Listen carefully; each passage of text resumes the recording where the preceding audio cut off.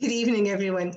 Welcome to the 7th Scottish Women in Sports Annual Awards. And you know, it's the first time we've ever had to do this virtually, and I really hope it's the last time.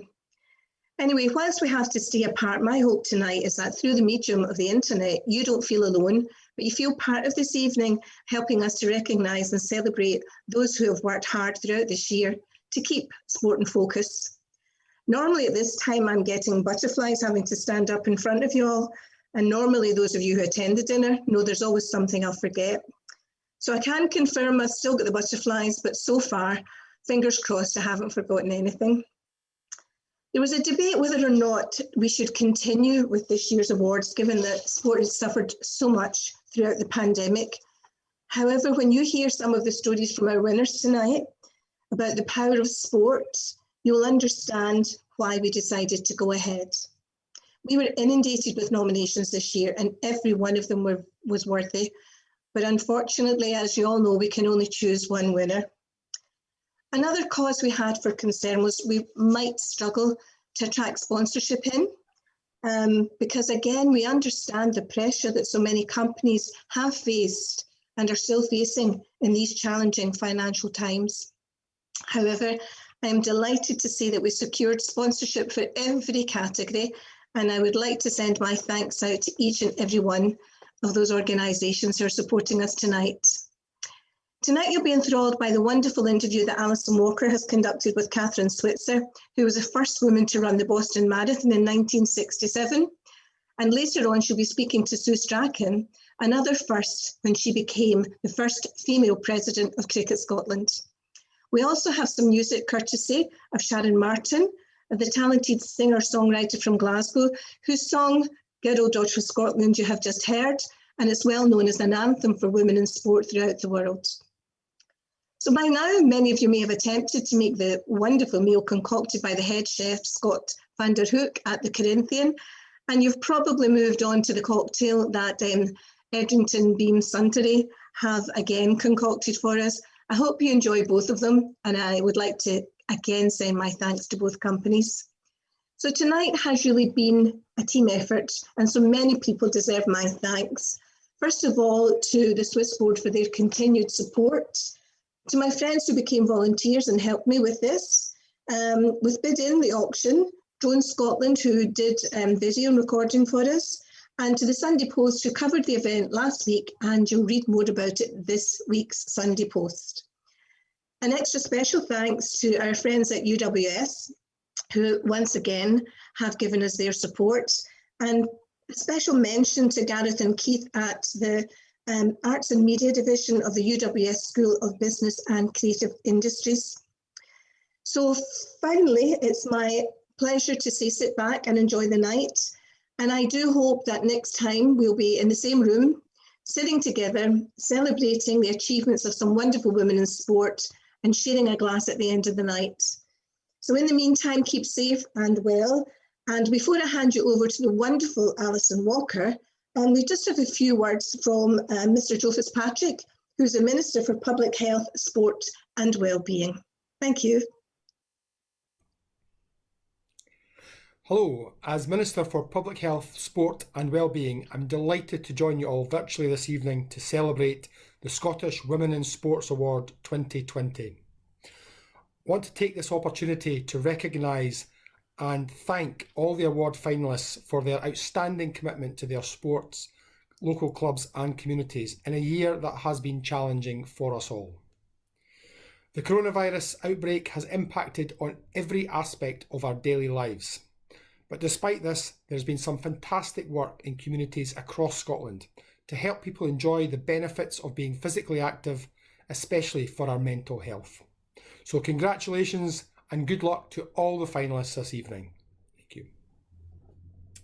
Thank you to Joe Fitzpatrick there and to Maureen as well. Hello everyone and good evening. I'm Alison Walker. A warm welcome from me as well to our Scottish Women in Sports Awards 2020. Great to have you with us, and all over the world as well. You're joining us. I can't see you, but I hope that at least some of you have got your glad rags on for this very, very special occasion.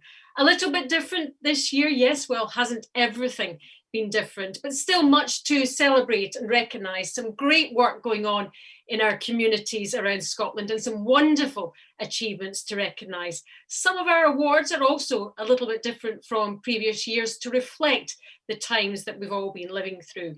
And those awards are, of course, centre stage, but we also have those two fabulous, inspirational interviews that Maureen mentioned. We're speaking to individuals from all over the globe, so we've had to adjust our programme just a little bit, so there'll be a little manoeuvring in the order of events because of time differences and so on, but I'll keep you right and hopefully keep myself right too. Anyway, have you had a go at the cocktail? I have. Here it is. And I promise I have only had a sip, and I'll have the rest of it at the end of the evening. Thanks to Edrington Beam Suntory once again, and a lovely menu that the Corinthian put together too. We have a social media competition if you fancy. Send in photos of your cocktail or dinner using the hashtag Swis Yum Yum or hashtag Swis Cheers for the cocktail, and the winners will get a voucher for the Corinthian and a bottle of Rockwood gin from Edrington. So well worth getting those photos in. Remember, it's at Scot Women's Sport on Twitter, Instagram, Scot Women's Sport, Facebook, Scottish Women in Sport.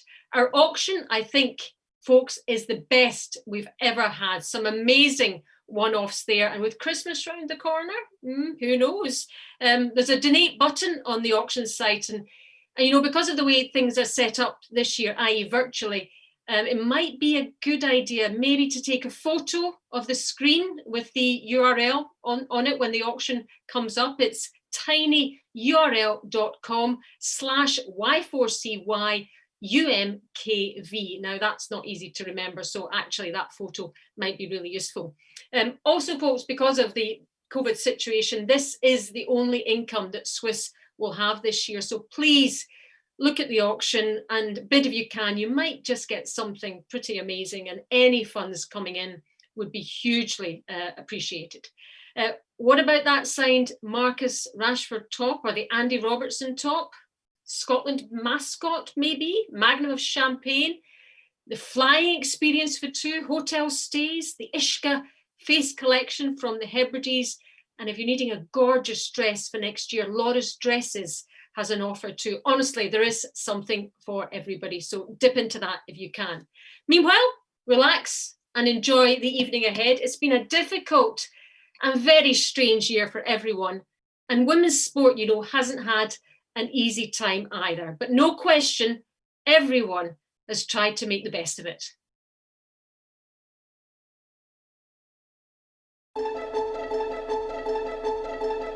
There's an awful lot going on, you know, in the rest of the world.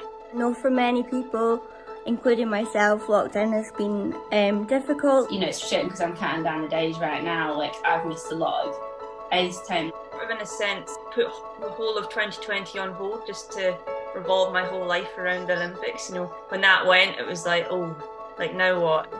Our routines have completely been changed. We've had to adjust to life living at home. Shout out to my mum and dad who allowed me to use their sitting room wall as a squash court.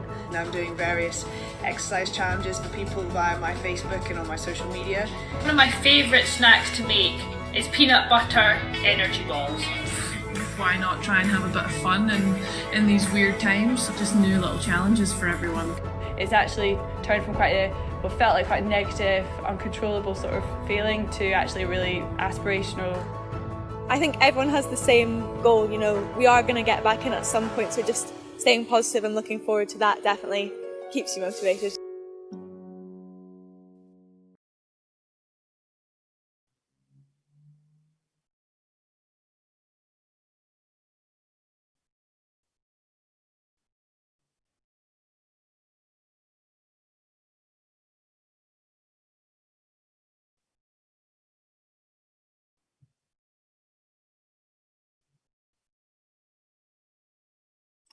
So time now for our first 4 awards, and we start with the Active School of the Year, sponsored by Brand Oath.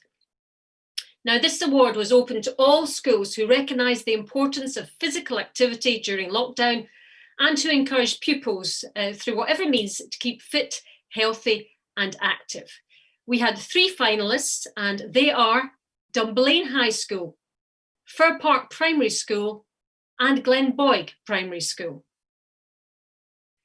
They've all done such great work this year, but there's only one winner, and the winner of the Active School of the Year goes to Dunblane High School.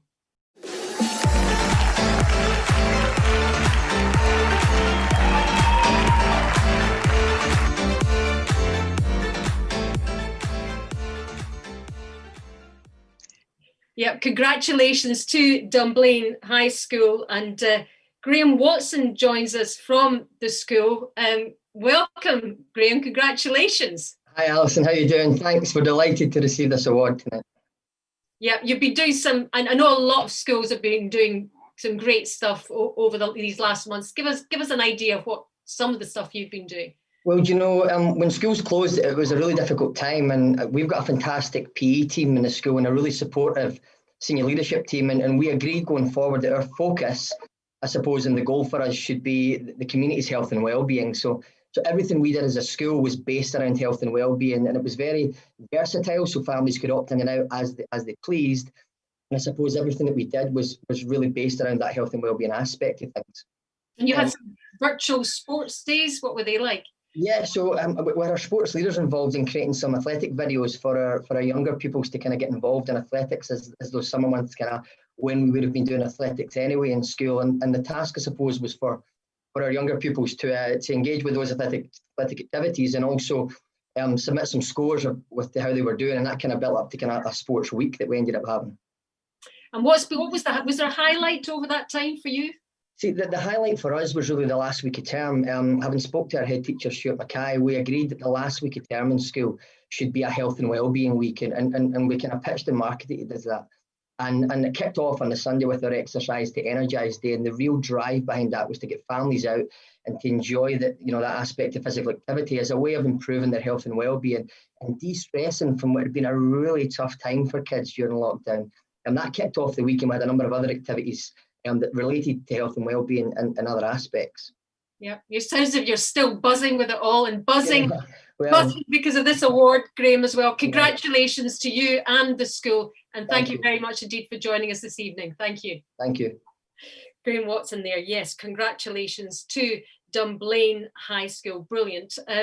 On to our next award, Junior Community Sport Champion, sponsored by the Royal Navy. This award was for teams and clubs at youth level within sport, about recognising the work done during lockdown and engagement with junior members, keeping the club and the sport alive and well. Our finalists in this category: Peebles Golf Club, Annan and District Athletics Club, and once again, Dunblane High School. But as to our winner, folks, the winner of the Junior Community Champion Sport Award is Peebles Golf Club. And hopefully we're going to be joined by one of the people from Peebles Golf Club. There he is, Ross Duncan, who's been doing a lot of the work with the juniors behind the scenes. Well, congratulations, Ross. Thank you, Alison. Delighted to win the award this evening. Yeah, can tell us about some of the things you've been doing, and actually a lot of it's about getting the girls involved in the sport, isn't it? Yeah, I mean, the junior section's been going well for the last 7 or 8 years, Alison, but this year, for the first time ever, we had more girls than boys attended one of our coaching sessions at the beginning of September, and it continued from there over the next month. So it was great to achieve that. It actually coincided with a year since the Solheim Cup, so it was nice to celebrate that and I guess be part of that legacy. But it's just become a very popular club amongst the girls. We start all the juniors from primary 1 up to sort of S2 within our 2 coaching groups, and we've had over 20 girls coming on a regular basis on a Sunday morning. And is the key for the girls, because girls are different from boys, we like to play with our pals, we like to be with our friends, don't we? Well, you're a boy, but you know. Yeah, no, I think that's important, and we have got groups of friends that come together. In particular, we've got a bunch of primary 5s, and I should pay tribute to one of the primary school teachers, Junanne Clark, who teaches golf in her classroom, and there's a load come from her class and have stuck with the programme. There's been a few who've been, younger sisters of boys and girls who've come up in the past. But we've also got a couple of young girls who've come through the programme and won competitions this year, one from S1 and one from S5. So that's been really good for the young girls to see what can be achieved and beating the boys hopefully in the future.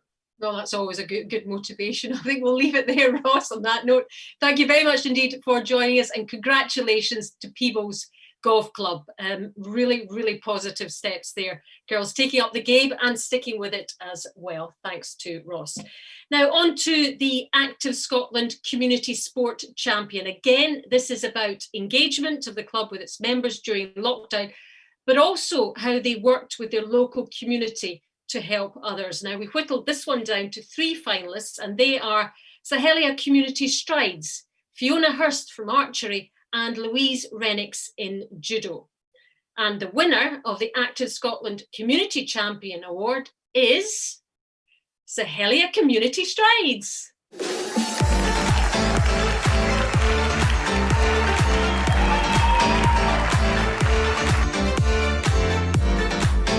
Hello there.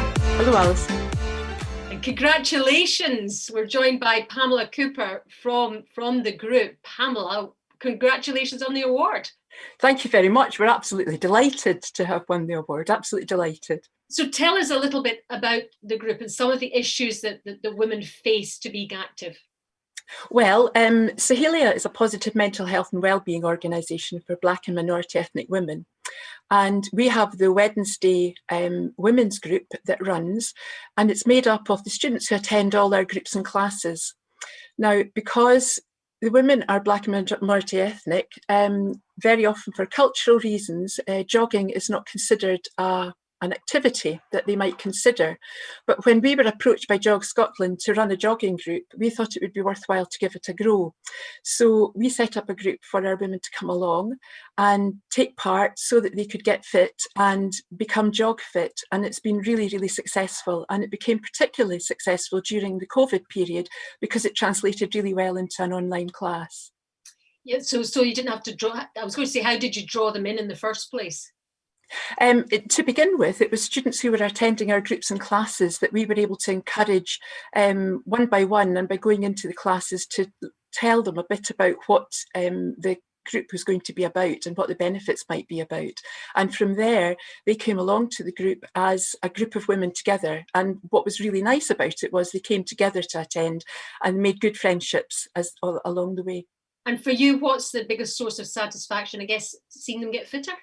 I think there's been remarkable increase in levels of fitness. I think there's been great enthusiasm, and you see that enthusiasm coming week by week. And there's been leadership within the group in order to meet together and to go along to it. And the general fitness level has greatly increased, so it's been fabulous. And what would be the next step for you guys? Well, we are hoping to train some of our women to become jog leaders so that they themselves can work with other women in the community to learn how to jog and become jog fit. Well, that's a great next step. Thank you very much indeed for joining us, and congratulations to the group. Please pass on our well-being and our thoughts to them. It's a wonderful achievement, and keep going, I guess. Yes, thank you. We'll do. Yes, thanks very much. Thank you very much indeed for joining us. That was an absolutely brilliant story. Congratulations to Pamela and Sahelia Community Strides.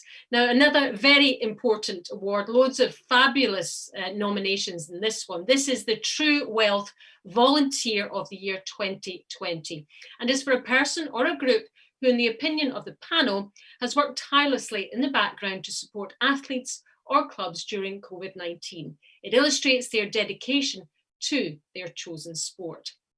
Again, fantastic nominees, and we have 3 wonderful finalists. We have Moira Taylor from archery, from hockey, Helen Montgomery, and in athletics, Nicola Moriarty. Only one winner though. And the winner of the True Wealth Volunteer of the Year is Moira Taylor from archery.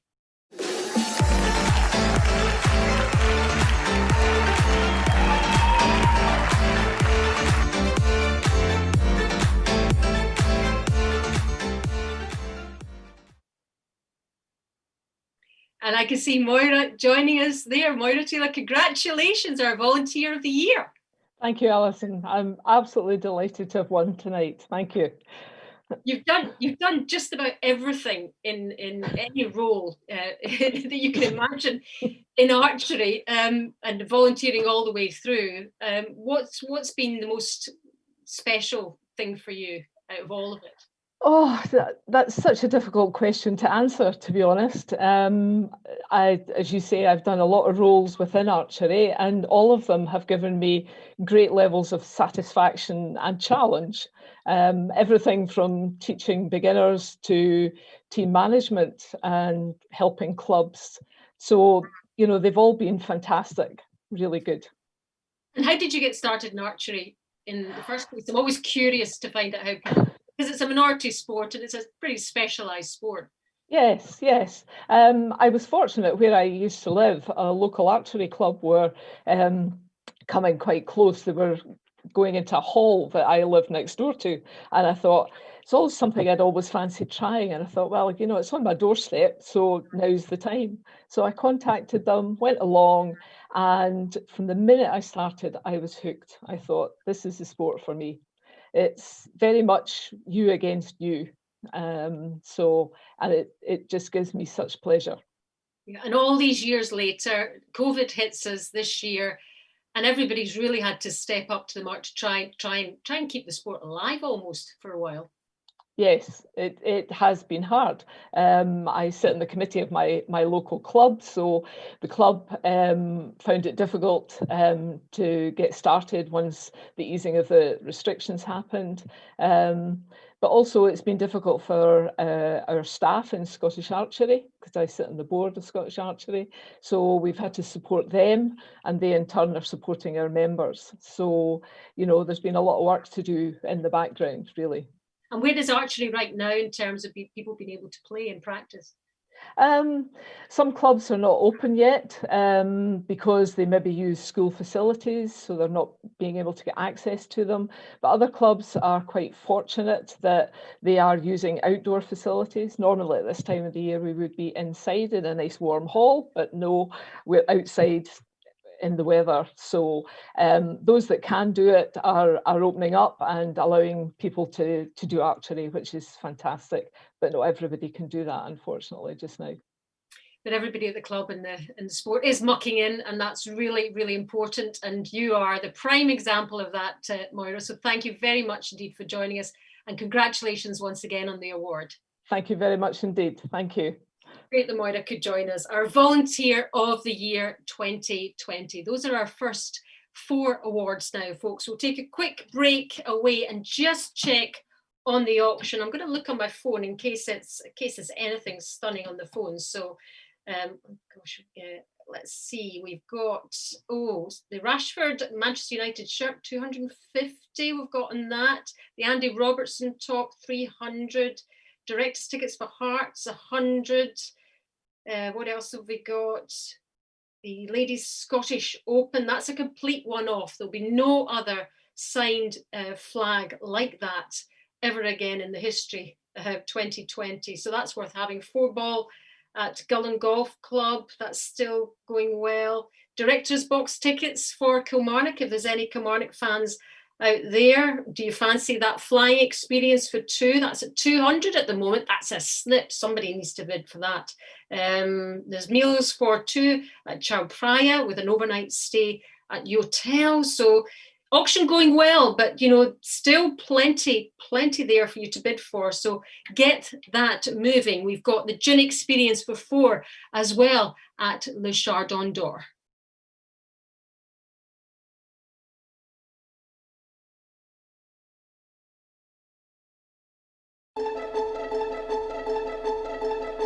There's an awful lot going on, you know, in the rest of the world.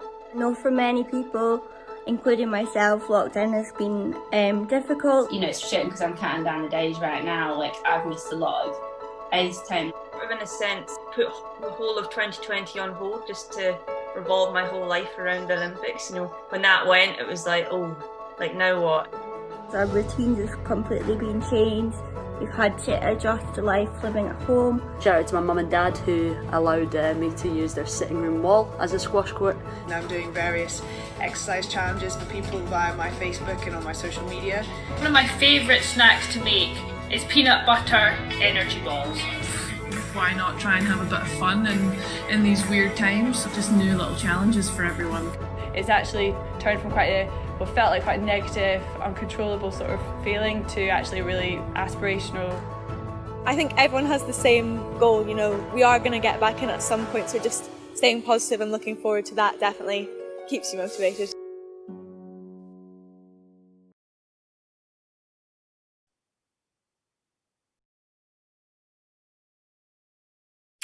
Now we have our finalists for Inspiration in Sport still to come, but our next guest really does more than qualify for that title.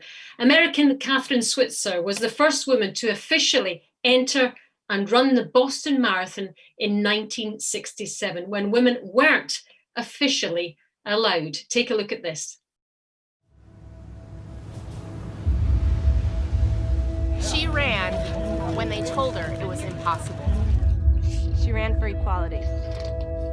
She ran for change. She ran with a purpose. I run because she showed us we could.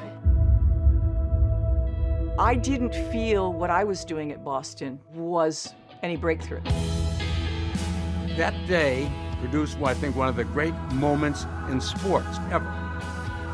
It was the birth of Catherine Switzer as a symbol of women in sports.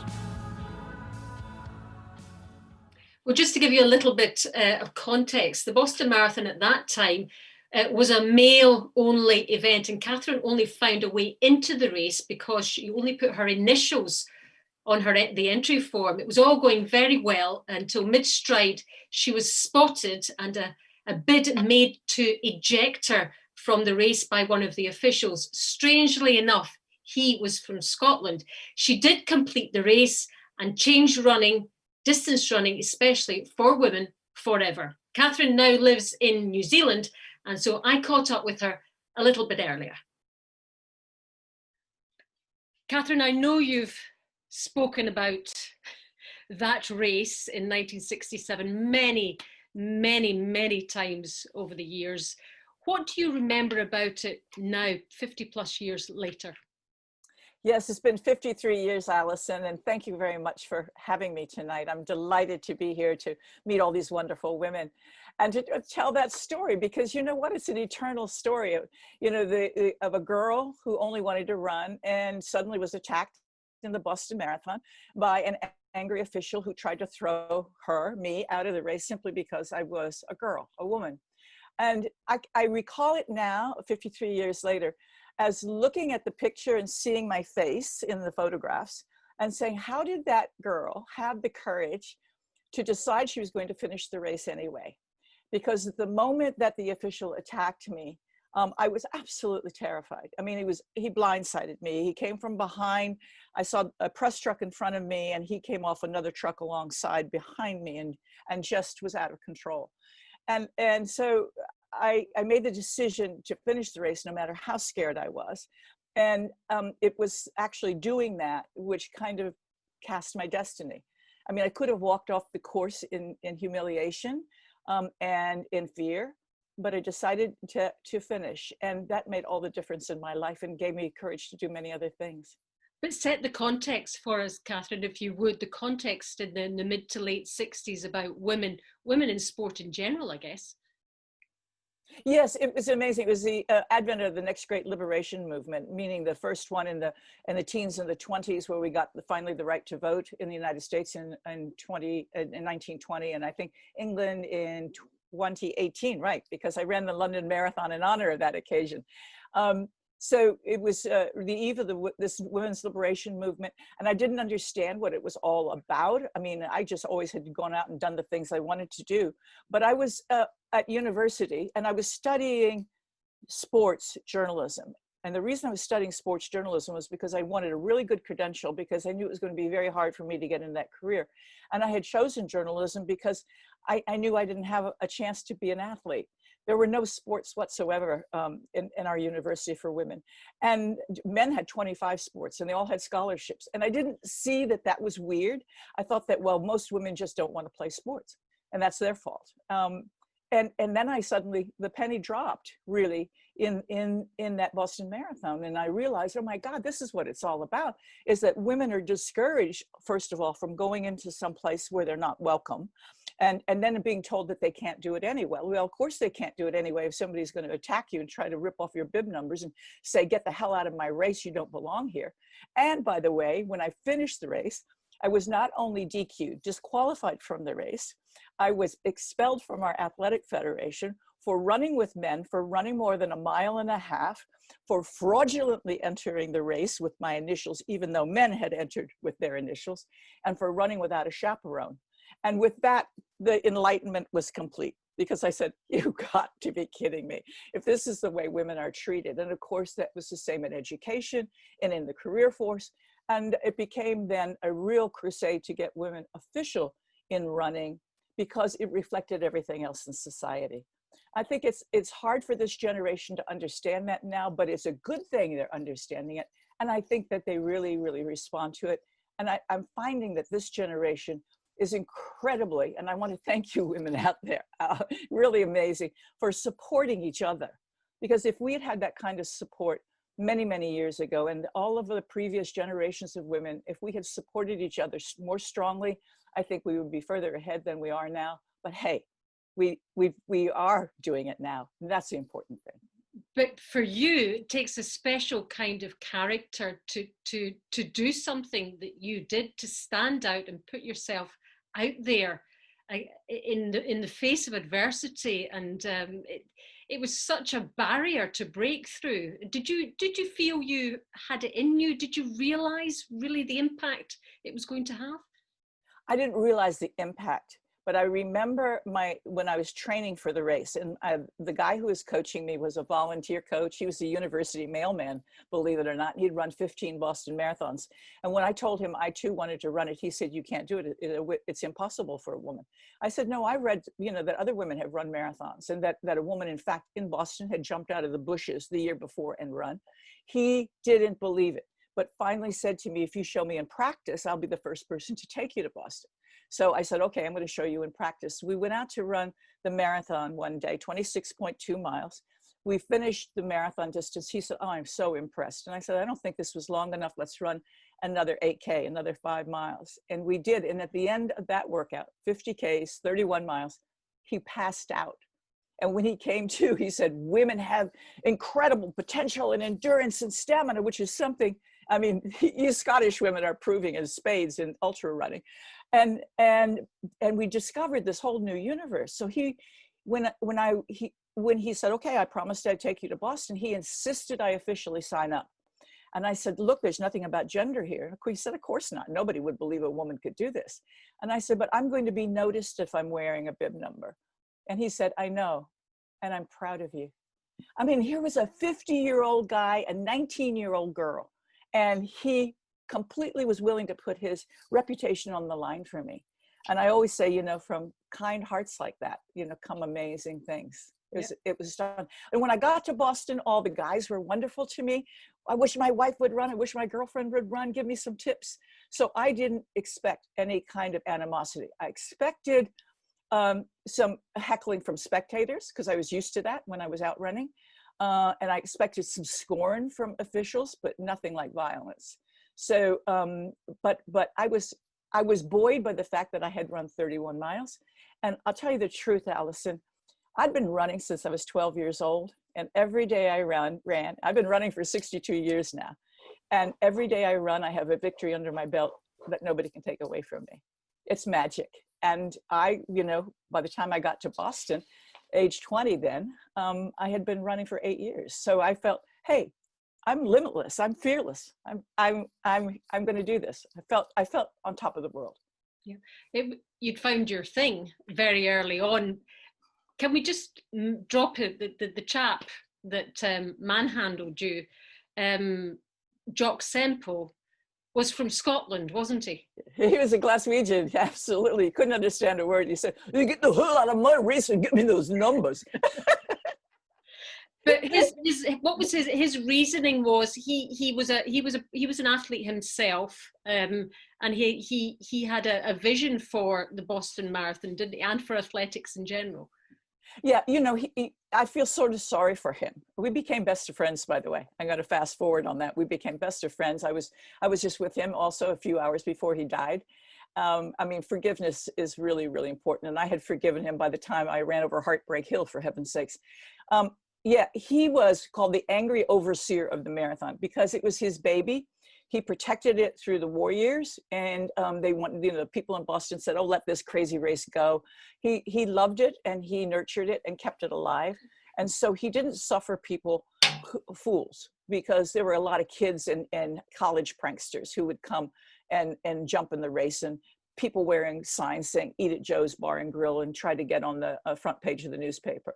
And so he thought I was just another prankster. And he was tired. The weather was terrible. He was trying to get the race off on time. And he just lost it. I mean, he did have a short fuse, however. And he defended himself. He said he was absolutely in his right to attack me. He defended himself for 5 years. And during this 5-year period, we women had gotten together, kept running really well, and got official status in the Boston Marathon in 1972. And that really began to open the floodgates. And in terms of the floodgates, marathon running for women in the Olympic Games. Yes, that turned out to be my career, actually, because I had run well through the 70s. And in 75, I showed up at Boston again, official this time, won a trophy, ran a 2:51, which was pretty damn good in 1975. Then I really turned my focus to getting the women's marathon event in the Olympic Games. And I did that by organizing a global series of races around the world. Maybe some of you all remember, it was called the Avon International Running Circuit. We eventually had races in 27 countries, 400 races, over 1 million women. And the data and statistics from that race led to getting the women's marathon in the Olympic Games from that series, because we had enough international representation. And in particular, of interest to all of you, would be the fact that in London in 1980, we staged a race that had those 27 countries and 5 continents, which exceeded the Olympic requirement of 23 countries and 3 continents. And we closed downtown London streets for the first time in history for a sports event. And the leader of the Greater London Council said, "Ladies, we've only done this for the Queen." And that race was essentially the design model for what became the London Marathon the next year in 1981. And I'm sure the organizers of the London Marathon don't like hearing that too much, but that the ladies were actually there first. But yes, right on, ladies. I guess you won't be surprised at how women athletes have just taken the baton and just run with it and got better and better and better. Yes, they will only get better and better and better as well. And it's not really about speed so much as about endurance. What we're finding is that women have more endurance, stamina, balance, and flexibility than men. But we just haven't had the sports that emphasize that. I mean, for 3,000 years of Olympic sports, it's always been about speed, power, and strength. So it doesn't mean one is better than the other. It means we're different, and we're finally getting the opportunity, and we women are creating that opportunity. And I think if I have any message to give to the women tonight, it would be, listen, you know, you are enjoying your career, keep at it as a sportswoman, but also think of the future and what you can create, because the world is ready for events that enhance women's unique capabilities. We have a lot going for us now. We have birth control, so we can control our biology. We have nutrition, we have equipment, we have health. Despite COVID-19, we have health. And basically, those are things that previous generations never had. So let's play it forward. We can really, really do amazing things. You did hint at the start that perhaps things haven't moved quite as quickly as they should have. What is standing in our way still, do you think? I think it's our own sense of limitation. I think, you know, for thousands and thousands of years, you know, we've been the nurturers and we've been staying at home. And listen, the reality is it is very, very difficult to have kids and a career and manage the house and do sports. So it's a balancing act. And I take as great heroines in my life, people like Paula Radcliffe, you know, who took time from her huge career to have 2 children. I mean, it must have cost her millions. The reality is most of us don't have millions.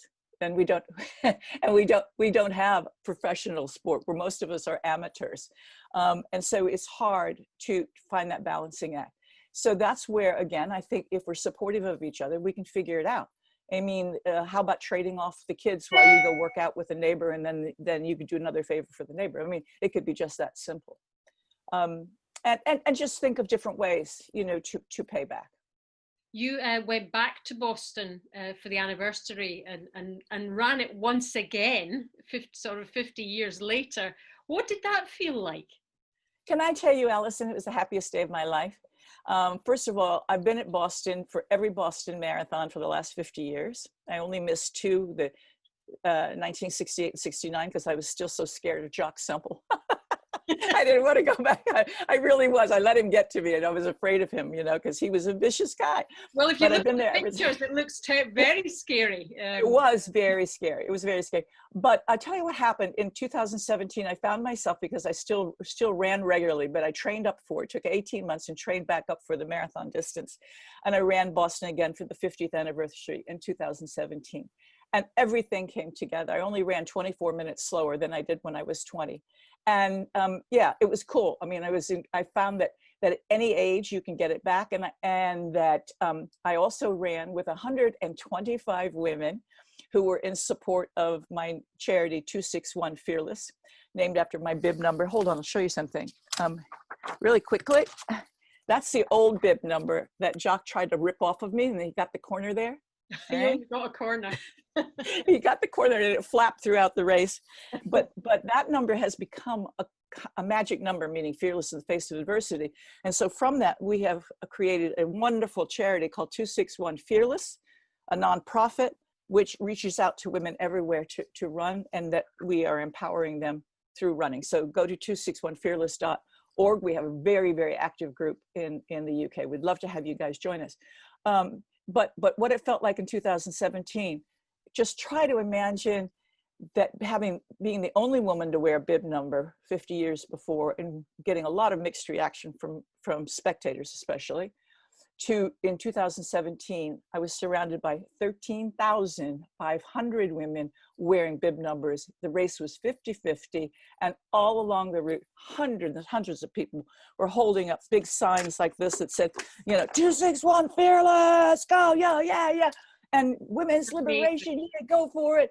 And just, you know, coming down that finish line, it was like every athlete's dream, you know. There on the finish line is Joanne Flaminio, the first woman president of the Boston Athletic Association in 135 years. And my husband, you know, how we always have these romantic visions of finishing the race and kissing your lover. And we did too. So it was marvelous. And I have to say how grateful I am for my health. And grateful I am to still be able to run. But the reality is, and everybody should remember this, the more you do, the more you can do. I was 70, I'm 73 now, and I'm thinking seriously of doing it again when I'm 80. Why not? You're an incredible advert for what you do. How much training is your running your training? Is that how you do it? Sure. You don't get anywhere without work, as you know, Allison, whether it's journalism or sports. But as I get older, I actually got some professional advice on this. Realizing that, people don't do sit-ups anymore. They do things like planks, and those things have changed. But anyway, I run every other day and use the opposite days then to recover from the run, but also then to do core work. I do a lot of serious ab and core work and knee work and quad work. So you do TV, you've written books, you're a motivational speaker, you've created so many amazing things. Is there anything still that you want to try and achieve? What's your thing right now? Obviously the charity is very important, but what's your next thing, do you think? Allison, when you look around, most women in the world, most still live in a fearful situation. That is the reality, most. Right now, a hell of a lot of us are living in a fearful situation with COVID-19. We don't know what's going on, what's happening in our lives. The thing is just to keep on keeping on. and to come up with as many creative ideas as you can. So my dream is to give every woman in the world the opportunity to be free enough to put one foot in front of the other and have that sense of incredible fearlessness that comes from the cheap, easy, accessible, and convenient means of running, because it's the base almost for every sport. And that's what I hope to do to reach them. Well, I have no doubt that you'll continue to make a massive impact on that. Thank you very much indeed for joining us this evening, Catherine. And when you're next in Scotland, please do come and see us and have a proper coffee or dinner rather than virtually away on the other side of the world in New Zealand. Oh, right. I think I would love to do that, Alison. I wish you all a wonderful evening. Have so much fun. Wish I was there to have a little scotch with you. And I'm sure a little bit of it's going down tonight. Have fun. Thank you. Yes, what an absolute treat that was for me. I think it's one of the best interviews in terms of enjoyment that I've ever done. What an exceptional woman, and continues to be so. A reminder that her charity 261 Fearless, the number on her running vest in 1967, if you want to find out a little bit more. And at 73, she is still running marathons. Amazing. Still lots more to come tonight. Awards, of course, plus music from the wonderful Sharon Martin and an interview with Scottish Cricket's new president, Sue Strachan. But we're going to our main award of the evening now. This is the MG Alba Sportswoman of the Year. This is for the athlete who has achieved excellence in their sport during 2020, representing their country on the international stage pre or during COVID. 3 brilliant finalists. Hockey legend Kath Cuthbert. Kath retired in August 2020 after a wonderful final year as Scotland captain, with the highlight helping Scotland win promotion to the top tier of European hockey. We have Emily Nicholl from netball, a siren, a leader on and off the court. Emily was part of the Strathclyde Sirens 1920 squad, who in their first home game drew one of the largest audiences and highest ticket sales to date for any one match held at Glasgow's Emirates Arena. And we have Laura Muir, who continues to fly the flag for Scottish athletics, even in the most difficult of times. The 27-year-old was suffering from a calf injury at the end of last year and didn't manage to get on the podium at the World Championships in Doha. However, after recovering, she has dominated the world stage in 2020, setting a British 1,000 metres record and clocking impressive 1,500 metre times to lead the world rankings. 3 fantastic world-class athletes as our finalists for Sportswoman of the Year. Our winner, though, only one winner of the MG Alba Sportswoman of the Year is Laura Muir.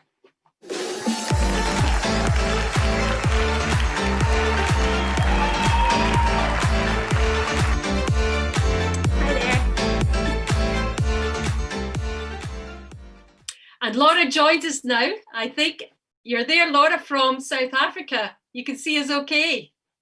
Yeah, I can see you fine. Yeah, hi there. Congratulations. We'll get your reaction in a minute, but we're just going to have a quick look at one of those fantastic performances, this one in Monaco. Let's take a look. A rather long hold. 2 pacemakers, Nimitz and Trost, who've been tasked with going through 400 metres in 64 seconds and 800 in 2:08, which is exactly 4-minute pace. But look at that gap is getting bigger and bigger. 20-25 metres. Laura Muir means business here. The world lead just outside 4 minutes. And the meeting record 3:57 by Gudov Tsegai. But Laura Muir piling it on here. Obviously had a word with Andy Young beforehand. They had a plan. We thought it might be more of a test from Helena Beery, but no, not at all. And Laura Muir is running away with this. Let's keep an eye on the clock. 3:57, 3:57.87.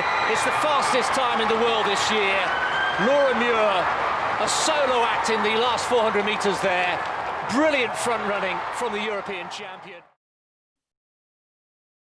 Yeah, and that was one of just several superb performances by Laura, and she is our Sportswoman of the Year. It has been a very interesting 2020 for you, Laura. Despite everything that's been going on, you're producing some of your best form. Thank you. Yeah, I think it was just, we were just so sort of grateful that we could race given the kind of the circumstances. So I guess you just want to make the most of every opportunity that we had. And I think with athletics, we were so lucky that, you know, we could train, you know, to a certain level and compete too. So yeah, super chuffed with how the year went, considering everything that was going on. Yeah, and how are things right now? Where are you now and what are you up to? So we're currently on the edge of Kruger Park. It's our rest day tomorrow, so we're going to go on safari tomorrow. But yeah, we've been training in South Africa for a couple of weeks and got another couple of weeks yet as well. But yeah, working hard and training hard ahead of next year and hopefully doing well at the Olympics. Are you missing the dark, drizzly, cold streets of the West End of Glasgow? Surely. Yeah, I mean, you always miss a little bit of home. I mean, we did have a thunderstorm yesterday, so it might be warm, but we're not avoiding the rain. So, but yeah, I mean, it is nice to have that little bit of sunshine, that little bit of heat, and it just means you can train better and a better quality. So yeah, fingers crossed, everything goes to plan and I'll be in good shape for next year. You've obviously got a very good training partner as well, and you do keep each other going, don't you? We do actually. Gemma's just sat not too far away from me, so yeah, we're literally together almost 24/7. So yeah, she's done phenomenally well this year as well. So yeah, it's just been great that the two of us have, you know, raced so well, you know, ahead of Olympics, and I think it's given us a lot of confidence too. And it was all about resetting the button, really, wasn't it? And just fast forwarding and doing. But you don't know about injury, you don't know what's going to happen. Sometimes you just don't know what's ahead. Yeah, I think that's sort of the nature of professional sport. You know, you can be at the very top 1 minute and at the very bottom the next. It's just so unpredictable. So I think I've just learned over the years just to really appreciate, you know, every moment, you know, every win, every good race, and yeah, and just try and enjoy it as best as possible, because you don't know how long it's going to last. You know, you hope you're going to have a few more years yet, but you just don't know. So I think that's what we both did this year, was just take opportunities that we had and make the most of them, and it went really well. And the pressure's on now because you're the one to beat in Tokyo.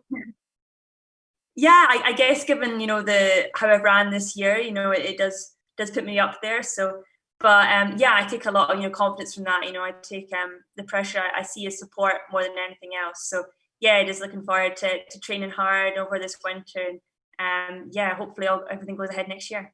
You're beginning to win quite a lot of awards these days because you've performed so well. You know, this is an only women award, so there aren't that many. How do you feel about it? Yeah, it's a huge honor, you know, and I think especially from being from Scotland, you know, a woman in sport in Scotland, it does mean a lot, because I think it's a really great sort of example for the young ones, and yeah, it does mean a huge amount to me. So yeah, thank you so much for this award, and congratulations to the other nominees as well, because, you know, Scottish women in sport, we're doing so well right now. So yeah, all the categories are always, you know, really stacked, and it's very competitive. So yeah, a big honor to have won the award today. But yeah, congratulations to everybody else that's won an award this evening and going on later this evening, because everybody's done so phenomenally well. As have you, Laura, and congratulations once again, our MG Alba Sportswoman of the Year. Thank you very much indeed for joining us, and enjoy your safari tomorrow. Don't let anything chase you. Oh, you'll probably outrun them anyway. Yeah, probably be okay. Thank you. Thank you, Laura. I'll let you get to bed and ready for your day out tomorrow. Laura Muir, congratulations once again. Absolutely fantastic award winner, and I can't wait to see her in Tokyo next year, leading the way. Right, after that, let's check once more on the auction. I'm going to just get it back up on my phone because I can't see it on my screen. So I'm just going to catch it again, see where we are at totals. Let's get a few more bids have come in here, folks. You need to get back into it.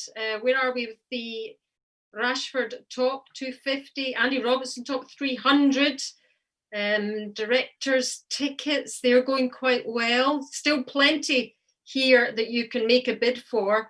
What about the Versanta restaurant? That's beautiful food there. cocktail masterclass at the Grand Central for 10 people when things begin to settle down. These are all here, some brilliant, brilliant auction items. So get bidding if you can, folks.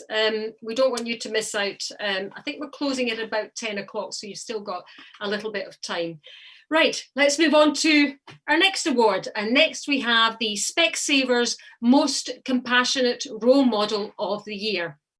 This award is presented to an individual at any level within their community, school or sport who's helped others flourish during the pandemic. So really, really important award. Our three finalists are Megan Glancy from Active Schools, Sarah Rind and Hazel G from football, and Nazreen Chowdy from Jog Scotland and the Tayside Smilers. All very worthy winners and worthy finalists, but we had to pick one. So the Specsavers Most Compassionate Role Model of the Year is Megan Clancy.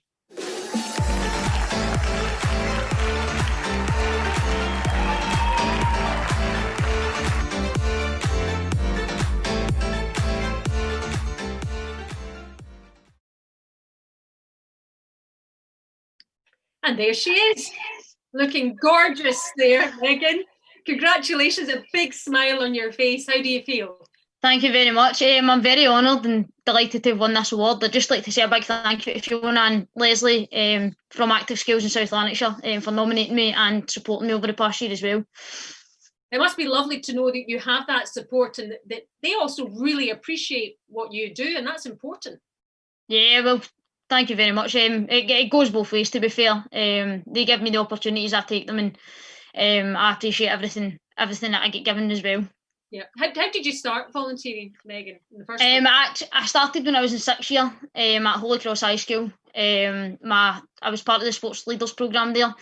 And my Active Schools coordinator at the time, Laura, she came in and told us all about the opportunities through Active Schools, getting into primary schools, high schools, getting involved at events and stuff. And she got me involved from then, and I've just never looked back. And what kind of things have you been doing, certainly from a sports point of view with the kids? What kind of things do you do? Kind of breakfast clubs, lunchtime clubs, after school clubs, events, community clubs, and I've also been involved in a couple of sports panels, both locally and nationally as well, and part of the Sports Council in my local area. Yeah, and I know you're quite into your football, aren't you? And you've got some other girls involved in football too.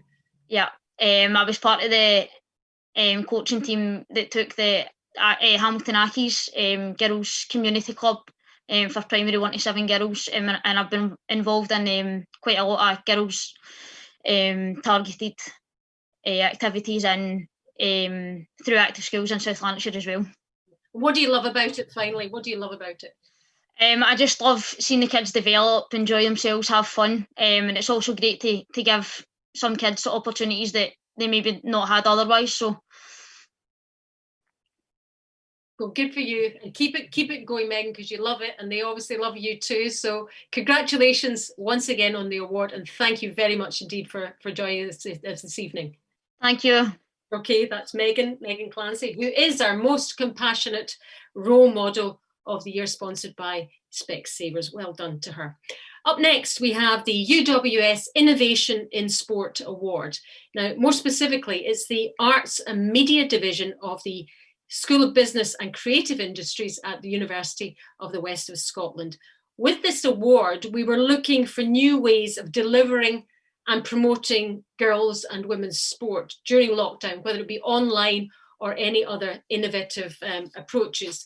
So 4 finalists this time in this category, actually due to the high numbers and also the quality of those entries as well. So they are Scottish Athletics, Scottish Disability Sport, Scottish Squash, and Netball Scotland. And the winner out of that bunch is Scottish Athletics.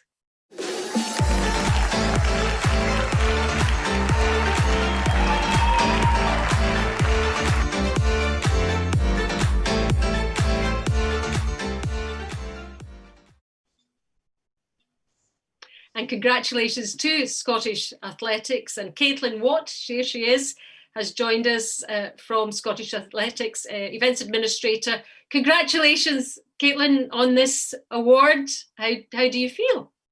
Thank you. We were really surprised just to be shortlisted, so really pleased to win this award. Wasn't expected at all. Yeah, well, Scottish Athletics have been doing some amazing things. I mean, I'm reading up a little bit about it, and the virtual super teams challenges. You've been utilising, home equipment, Zooms and tutorials. Give us just a brief outline of some of the things you've been doing. Yeah, we've thought that competition is a huge part of any sport, really, and we wanted to try and make sure that we could continue to offer some competition opportunities to athletes during lockdown.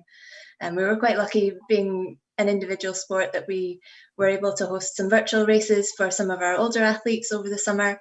And then we wanted to offer something for the younger athletes as well, but didn't feel that format was quite appropriate for them. So we came up with the Virtual Super Teams Challenge that you mentioned there, which allowed athletes aged 9 to 12 to take part in some running, jumping and throwing activities at home using equipment that they could find around the house. And they could represent their club and keep the engagement with their clubs and their coaches while they couldn't meet face to face and compete in a national competition. And I guess you might have got some youngsters involved in athletics that perhaps previously weren't into it. So it's new members for Scottish Athletics. Yeah, we had just about 300 under 13s joined us over the summer. A lot of them took part in the Super Teams competition. It was about a 50-50 split, boys and girls, which was really nice to see. And clubs have reported that they've had really good engagement from that young age group, and a lot more people joining the sport, which was what we were hoping for. So it's been really good. Well, congratulations to you and Scottish Athletics on such a great programme over the period of COVID. It's been amazing for you. And all power to you, to Scottish Athletics. Thanks for joining us, Caitlin. Thanks for having us. Thanks very much. Yep, thank you to Caitlin, and congratulations once again to Scottish Athletics. Great to see, everyone thinking out of the box in such difficult times to keep their sport going. Our next award is Frame Excellence in Communication in Sport Award. Again, another really busy category. This award is all about connection. It's about how coaches communicated with their athletes or clubs, keeping them involved and active during lockdown. So the finalists for this one, we have Louise Howitson, horse riding, Nancy Davidson, athletics, and Louise Rennicks in judo. 3 very worthy contenders, but our winner is from the judo world, and it's Louise Rennicks.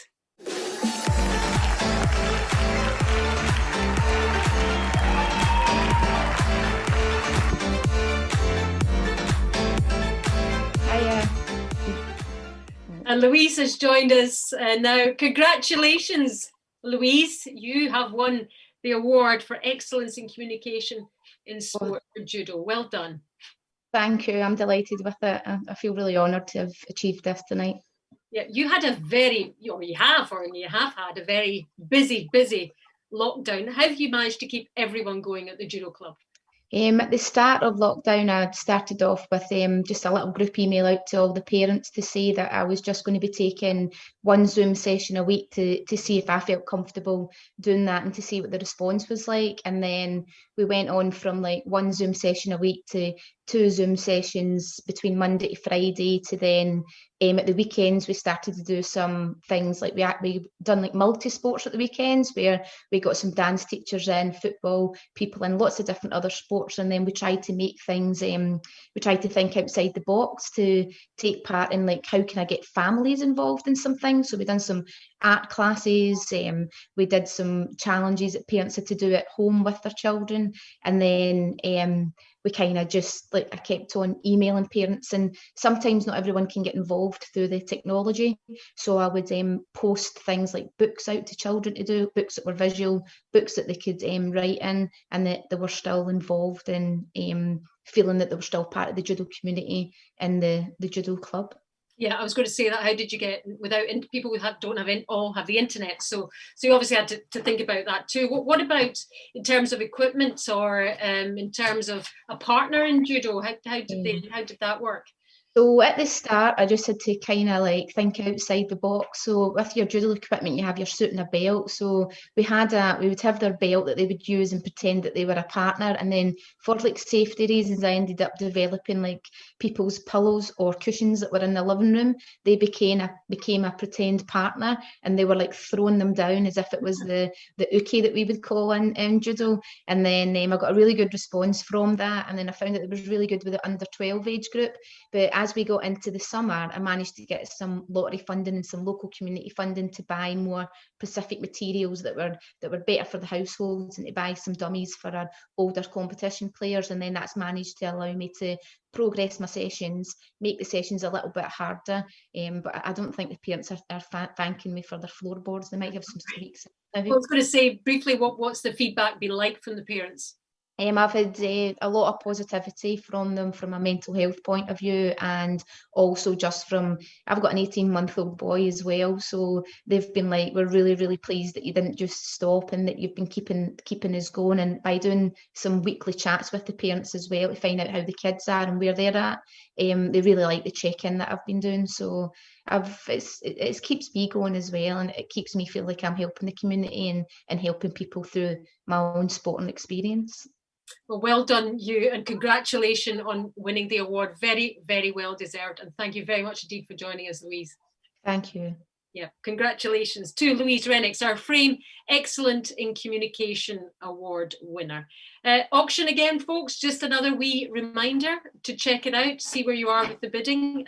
There's something for everyone there. I'm going to be talking to Sue Strachan about her life and times in sport, and specifically cricket, in a moment. But shall we have a little bit of music first? It's over to Sharon Martin with Carter Scratch.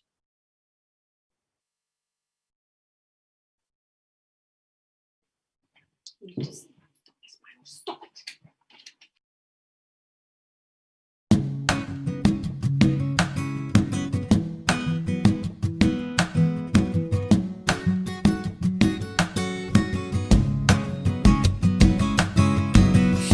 Behave, do what you're told. Keep yourself pretty, don't grow old. Do all the work, then be ignored. Woman, from the silver screen to the centerfold. If you show a lot of flesh, you'll be adored. Choice like coercion, makes my blood run cold. Break out, break out, break out of yourself. Reach for heaven and I'll kick up hell. Don't tell me a man will never be matched. Was a woman's work, the Carter Scratch.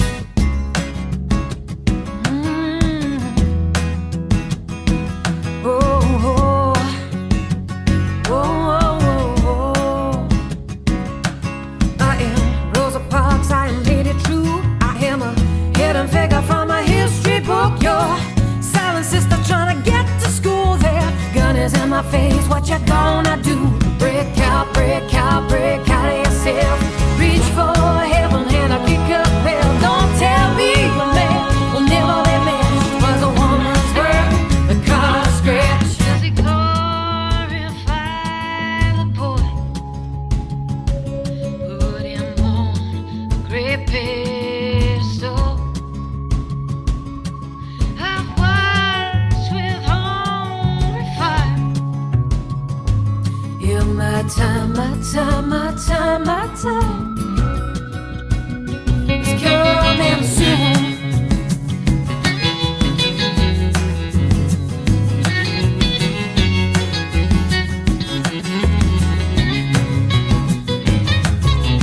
Shut up, behave, do what you're told. Keep yourself pretty, don't grow old. Do all the work, then be ignored.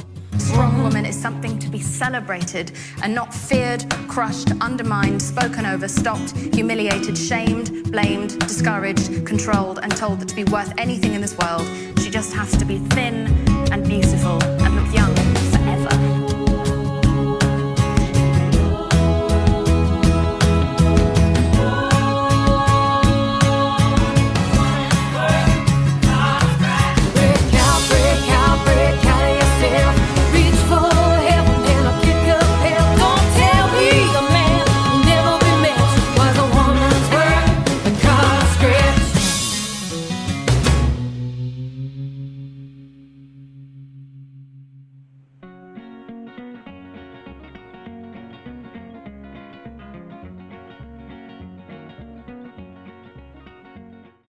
Big thanks to Sharon Martin. Love her music, and she's a big supporter of Swis as well. So thank you very much indeed to her.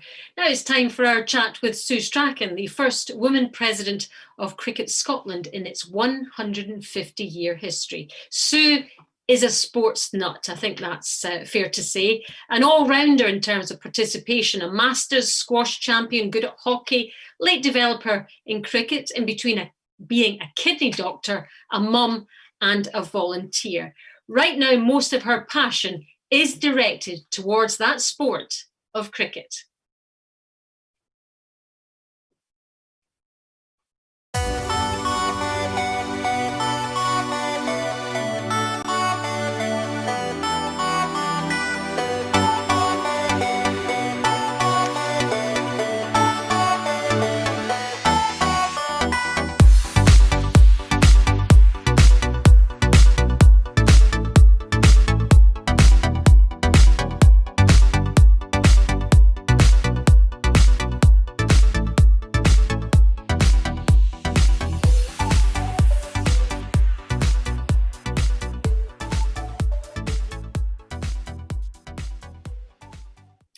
And Sue joins us now. Hi, Sue. Good evening, Alison. How are you? Good, thanks. I think you were meant to be speaking to us from somewhere slightly warmer than here. Yes, I should be in La Manga in Spain with the Scotland women's cricket team, whom I manage when they're on tour. We were meant to be playing a 5-match series against Cricket Ireland, but unfortunately, as with so many plans, we've had to postpone things. But, you know, we'll collect ourselves up and we'll go again whenever it's possible. But before we go on to talk about you being president, how is the sport adjusted during these times? Where are we right now with cricket in Scotland? It's been really difficult because, of course, cricket is generally a summer sport. And so March was sort of at the start of our season. But we managed to get a couple of months with some restricted cricket in most of the clubs. We managed to get people out there running about on a cricket field and enjoying themselves and being part of their teams again. And of course, now when we would normally be playing things like the Wee Bash, which is women's indoor cricket, in Scotland, we don't have access to the facilities that we might have had otherwise. So yes, as everybody has had their challenges, so would we. But, you know, we're a tough team. And so between us, we'll get through it and we will support our cricketing community to get through it too. And we'll come out the other side. And, you know, we might not be able to deliver quite as much as we'd want to next year, but it'll certainly be better than this year. Yeah, and well, for most of us, obviously 2020 has been awful. Actually, you becoming president is obviously a highlight. Yes, well, I had to sort of wait on the blocks. So we have our AGM usually in April, and that should have been when I would become president from being past president. But of course, I had to wait for that as well. So I became president at the end of August. So I've lost sort of 6 months of my presidency, which just means that all the things I had planned to do just have to get done a little bit quicker. But, you know, that's all right. We'll manage. Yeah, you just do them in a shorter space of time. Yeah. Yeah. You love all sport, and you obviously your squash and your hockey. So why have you taken it kind of all the way, if you like, in cricket? Well, I think it's opportunity, isn't it? I've been involved in cricket and on the board of Cricket Scotland for a few years now, and was one of the first female members of the board there on behalf of girls and women's cricket. And I have been part of a journey during those last 4 years, but I've also seen the organisation and the community, the cricketing community in Scotland, come an awful long way in those 4 years.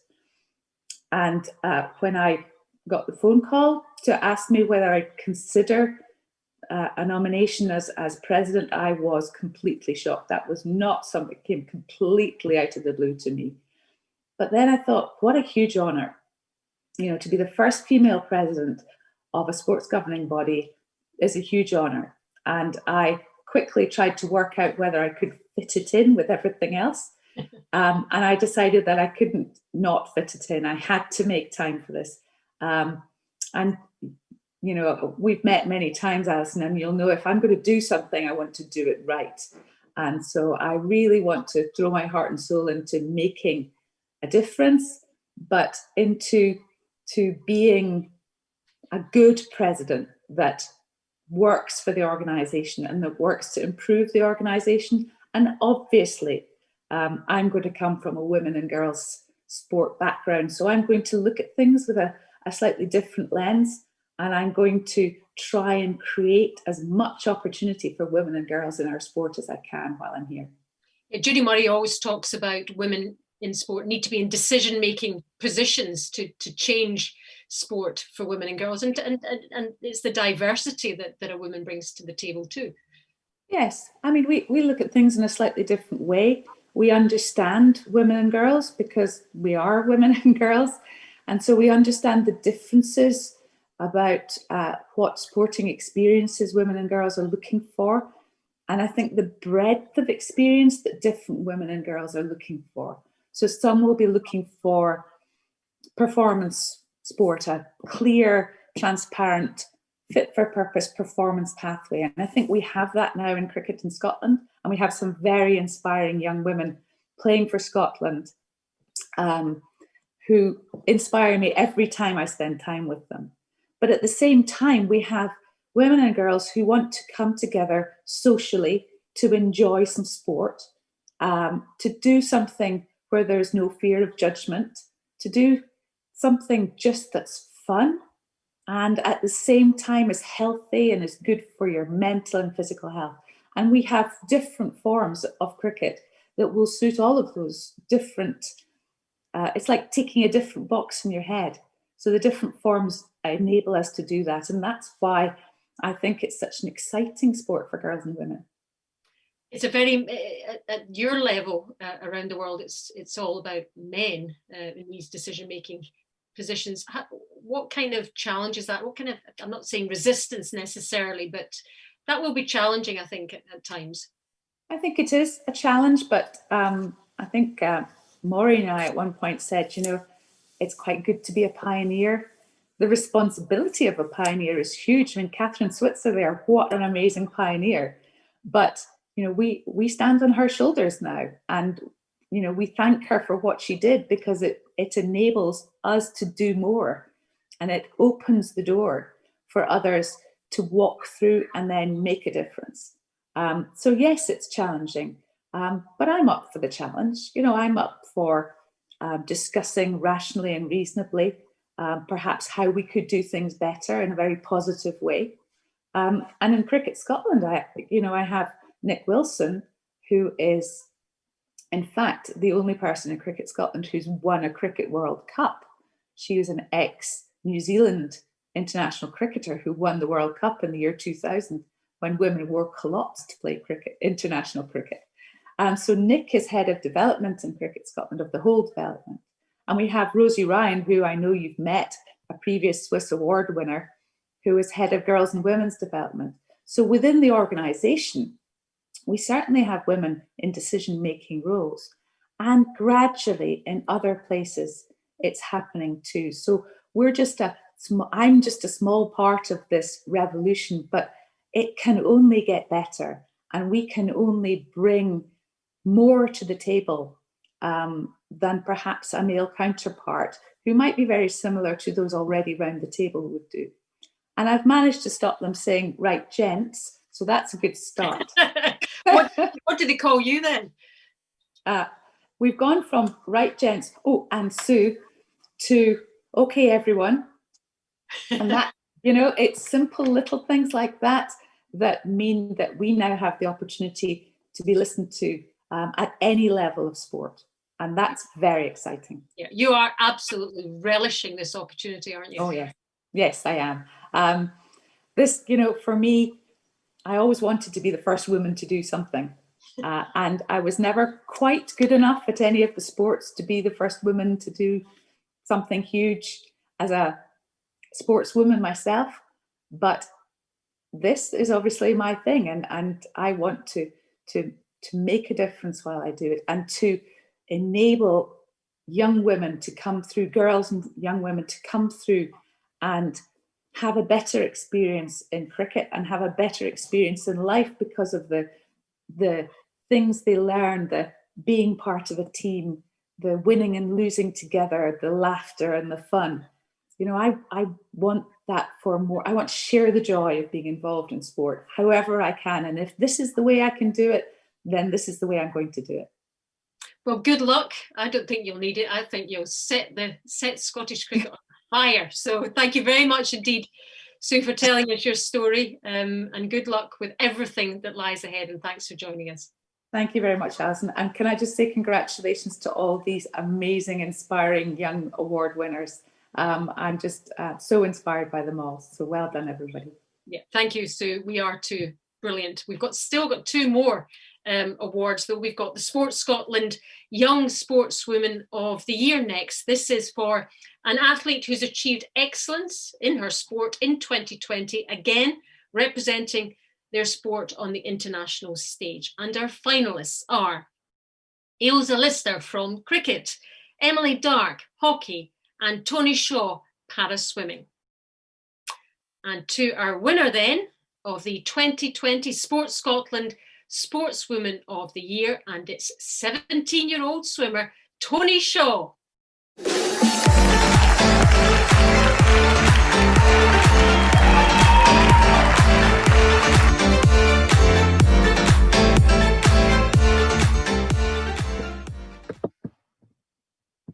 And Tony has joined us there with a big smile on her face. Congratulations, Tony, our Young Sportswoman of the Year. How does it feel?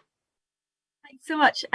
It's such an honour. I mean, this year's been a bit crazy, so I don't really know what I've done to deserve this award, but I'm very happy to have won it.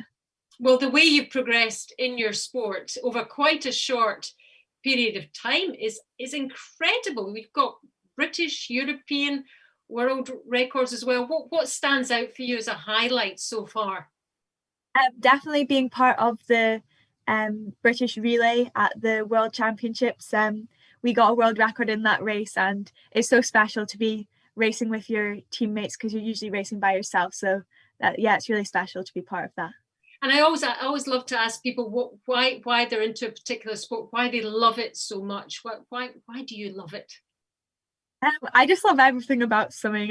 I've done it since I was really young, and I think it's just being with your teammates. It's so fun, and I think I realised quite early on that I'm not too great at any other sport, so swimming's definitely the one for me. Swimming's your thing. And I remember you were the youngest member of Team Scotland at the Commonwealth Games. What was that experience like? So special. Obviously it was in Australia, so that was amazing, and you don't get to represent Team Scotland very often, so that was really special. And what about those multi-sports experiences? I guess are you looking even further ahead to Paralympics? Is that on your radar? Yeah, hopefully. I think everyone is targeting Tokyo, and it would just be a dream come true to be able to go there. And seeing athletes from all sports is always surreal. You know, you just kind of look at them and you're like, wow. And you're one of them. Don't know about that.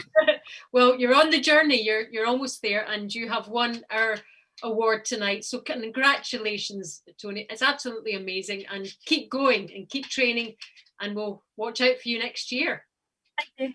Thank you very much indeed for joining us. Tony Shaw there, absolutely fantastic. Watch out for her in Tokyo as well. Our final award, folks, is the Swis Inspiration in Sport Award. And how important is this right now? This is for an individual who's overcome adversity and continues to thrive in sport, or someone who perhaps has used sport to help them go forward, to help them in their lives. So 3 brilliant finalists yet again. We have Kaylee Haggo from Para Athletics, we have Michaela Osborne from hockey, and Danielle McKinnon from equestrian.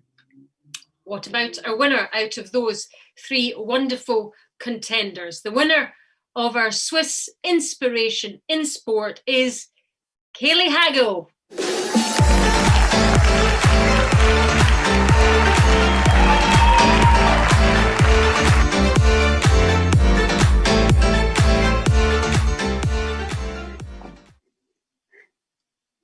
And Kaylee has joined us there. Congratulations, Kaylee, on winning you. Inspiration Award. How does it feel? I'm absolutely delighted to win this award, and especially at such a strange year. I'm just honoured, so thank you very much. Now, how did you get into athletics? Because you're a pretty good swimmer as well. So why choose athletics? And I think I've always loved athletics since I was a young girl. So to come back to race running after 4 years of swimming, it was just something different, and I really enjoyed the challenge and having that world stage to compete on. So that was really important for me. You talk about that world stage and these world titles. What's the next stage? What's the ambition? Hopefully Paralympics in 2024. So in Paris, that's the goal for me. Unfortunately, race running is not going to be in Tokyo, but hopefully it's going to be in Paris, which would be really exciting. It would be a huge step up for race running and the sport in general. So yeah, that would be really exciting.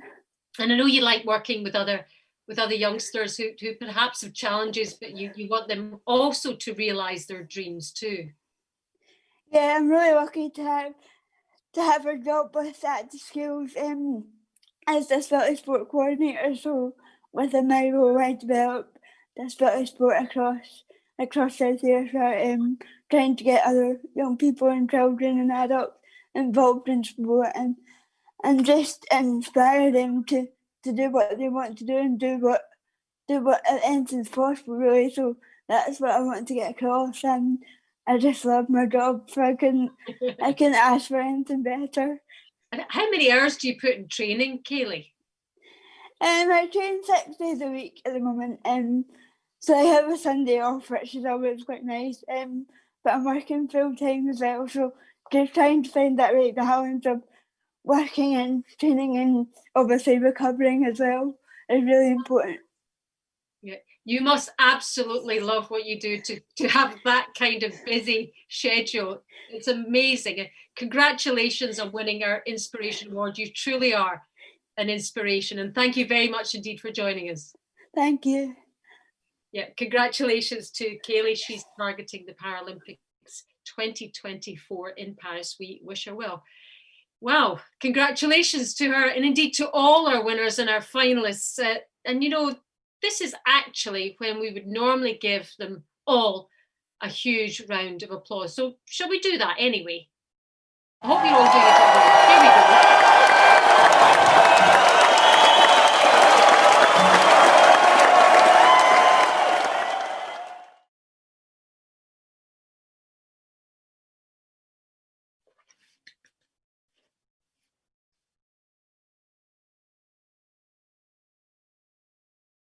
I hope you could hear that round of applause because I couldn't. So I hope we got a big round of applause from me by myself here. That is all our 2020 awards completed. Should we check in with the auction again? Have you got the link? I know I keep pestering you with this. I just don't want you to miss all those fabulous opportunities. Thank you so much to everyone who's bid so far. Still time to get those bids in. I think we're opening up until about 10 o'clock. That's when the website closes in about 40 minutes or so. So check the link, tinyurl.com/Y4CYUMKV. I'm sure you have it, and keep on bidding. Some wonderful items on the list for our auction. That is it from me for this evening. Thank you so much for joining us for a wonderful night of celebration. It almost, seems more important to celebrate tonight in what's been such a difficult year. Your support for Swis is really, really appreciated. So thank you. I so hope actually I'll be able to see you all next year for real, person to person, face to face. Big thanks to all our sponsors and to those who donated auction prizes. Hope you enjoyed it. Remember, you can test yourself with our quiz. Always a favourite. Maureen's quiz is always amazing, so try and do that. And we will be in touch with our food and drink winners over the next wee while. Thanks also to Maureen for her support, to UWS and Kaylee Grieve, who's somewhere in Switzerland pressing buttons for us. It's been an international team effort. Enjoy the rest of the evening, and I'll leave you with something that really does inspire. It's back to Sharon Martin and Girl.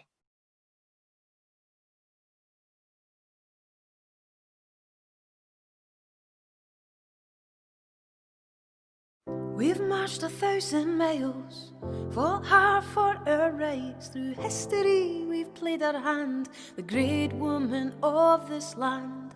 Heroism we have seen, Mary Barber's Reign Army, Jane Haining, righteous among nations. 'Cause we are doctors, lawyers, mothers, footballers, first minister, poet laureate, we're on the move, and I'm telling you, the glass ceiling's going, we're coming through. Rise up, take the stage, play your game, don't be afraid. We're a work of art, our Jones of art, always be proud of who you are. Girl, you gotta hold your head up high, don't let this moment pass you by. You can be anything you believe you can be. Girl, this world is waiting just for you, so go and shine and live the truth. You can be anything you believe you can be. So let's boldly build new roads, sports stars and role models. 3 silvers made Olympic gold, Catherine's legacy we'll follow. It's up to all of us, stand up for what we love. Feminism is an energy of heart and soul, humility. So husbands, fathers, sons and brothers united, we'll fight for each other. No country is more fitting to inspire the world we live in. We may penicillin, television, steam engines, educated thinking. So what's equality to the pioneers of history? Girl, you gotta hold your head up high, don't let this moment pass you by. You can be anything you believe you can be. Girl, this world is waiting just for you, so go and shine and live the truth. You can be anything you believe you can be. Anything you believe you can be.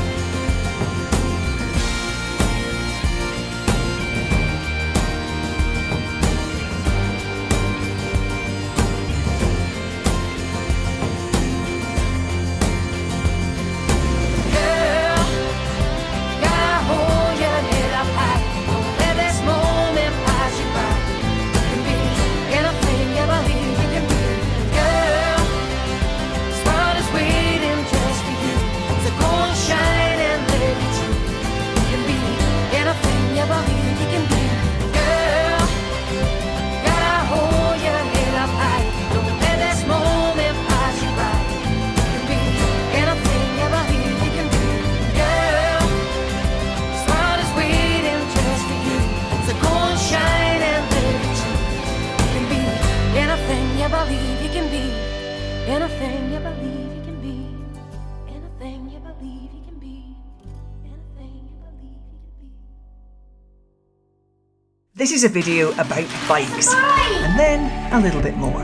It's about learning something new at 5, 12, 35 or 64. It's about going to work and skipping the traffic. It's about fun and doing a wheelie. It's about pushing yourself and going up that hill really. It's about being brave and attempting that jump. It's about being with friends and hitting that stump. It's about getting back up after you've fallen and fist-bumping pals after landing a trick. It's about helping each other and being more quick. It's about clearing your mind and riding 500 miles. It's about you and me and us and that cheeky smile. It's about sunny Sundays and winning a medal. It's about all you can do with the stroke of a pedal. It's about an event with bikes that's bigger than most, and it's about Glasgow and Scotland being the host. This video was about bikes and then a little bit more. It's about all the things a bike is for.